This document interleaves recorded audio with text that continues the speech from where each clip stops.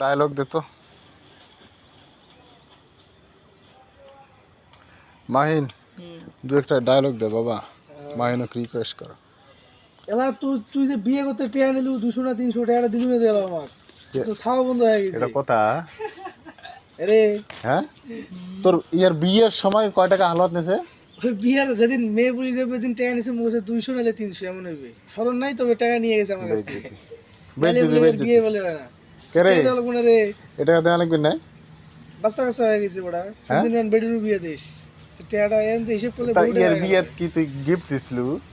দাওয়াতে জানে আলা অতি বাড়ি অতি যাবে আচ্ছা দিবে কিভাবে? ওই যাই হোক ওটা গিফট হিসেবে দিয়ে দে নাকি, নাকি দাবি আছে আল্লাহ? না বিয়ের টাকা দেওয়া লাগবে কিরে দিবেন নইস নাকি ওটা গিফট হিসেবে নিয়ে নিছিস, চা নিছিস?